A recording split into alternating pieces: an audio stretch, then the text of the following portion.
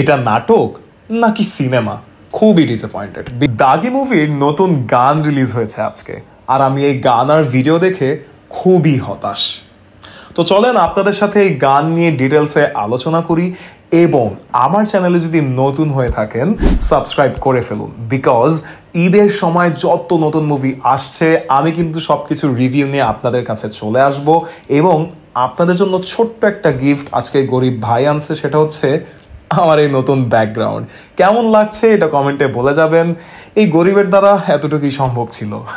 প্রথমত তাহসান খান এই দাগির নতুন গানে গলা দিয়েছেন, এবং I am sorry to tell you this guys, এই প্রথমবারের মতো কেন জানি না আমার তাহসান খানের এই গানটা ভালো লাগলো না।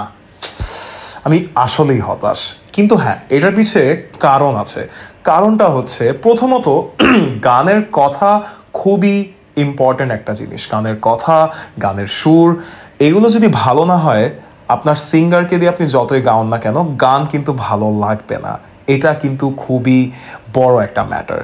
সো গানের যে মানে সুরটা, সেটা আমাকে তেমন একটা আকর্ষণ করে নাই।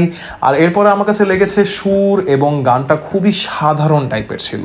আর এরপরে দ্বিতীয়ত যেই সবচেয়ে বড় জিনিসটা আমি খেয়াল করলাম, যেটা আমি ট্রেলারে একটু একটু করেছি, বাট এই গানে এসে টোটালি আমি খুবই ডিসঅ্যাপয়েন্টেড, বিকজ এই গান দেখে মনে হচ্ছিল আমি কোনো নাটকের মিউজিক ভিডিও দেখতেছি। আমি একটা কথা বলি, আমি আফরান নিশোর কিন্তু অনেক বড় ফ্যান। আমি দাগির জন্য অনেক আগ্রহ ধরে বসে আছি, যেমনটা বরবাদের জন্য তেমনটা দাগির জন্য আমার অনেক এক্সাইটমেন্ট। বাট এই জিনিসগুলো দেখে কেন জানি এক্সাইটমেন্ট একটু করে কমতেছে, আই ডোন্ট নো। বাট সত্যি কথা, এই গানের ভিডিও দেখার পর গানের ক্যামেরার যে কাজগুলো, ব্যাকগ্রাউন্ড অ্যান্ড হচ্ছে যে কোরিওগ্রাফি, সব কিছু মিলিয়ে আমার কাছে কেন জানি মনে হইলো মুভির মানের সাথে এই জিনিসটা একদমই যায় নাই। আপনাদের কি ধারণা কমেন্টে কিন্তু বলবেন।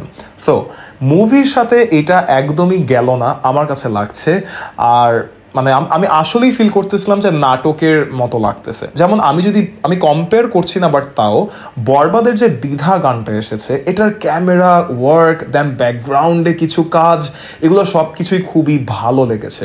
সিনেম্যাটিক কোনো কালার গ্রেডিং না থাকলেও বরবাদে, বাট খুবই আই প্লিজিং লেগেছে। কিন্তু মুভি আমরা কি বুঝি, খুবই আই প্লিজিং লাগবে দেখতে, ইন্টারেস্টিং কিছু একটা থাকবে। আর নাটক হচ্ছে সাদামাটা। বাট দাগির এই নতুন গানে আমি সেই মুভির ফিলটা আসলে পাই নাই।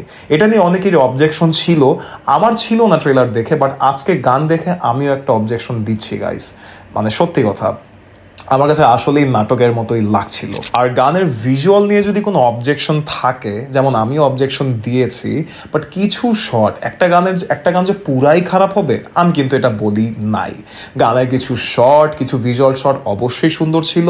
যেমন ট্রেন স্টেশনের একটা শট আছে, এটা আমার কাছে ভালো লেগেছে। দেন রেল লাইনের কিছু শট আছে, সেগুলো আমার কাছে ভালো লেগেছে। তো এই হচ্ছে ব্যাপার। সো সব শেষে আমি এতটুকু বলতে পারি যে একটা গান দেখেই যে সব এক্সপেকটেশন লো করে ফেলবো তা কিন্তু না, আপনাদেরও করা উচিত না। বাট হ্যাঁ, মুভিতে গিয়ে সবচেয়ে দেখার বড় বিষয় যেটা হবে, সেটা হচ্ছে যে তারা এই গানটাকে মুভির সাথে কিভাবে রিলেট করতে পারে বা কানেক্ট করতে পারে। কারণ একটা গান মুভির মধ্যে হুট করে দিলেই বিচ্ছিরি লাগে ভাই, খুবই বিচ্ছিরি লাগে। তো সেই জন্যই আমি বলছি যে গানের সাথে মুভির কানেকশন কিভাবে তারা ক্রিয়েট করছে, সেটা হচ্ছে আমরা ঈদের সময় গিয়ে দেখতে পারবো।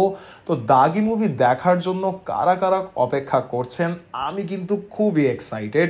আজকে এই গান দেখার পরে লো হলেও এক্সাইটমেন্ট কিন্তু এখনো তুঙ্গে। তো এই হচ্ছে ব্যাপার।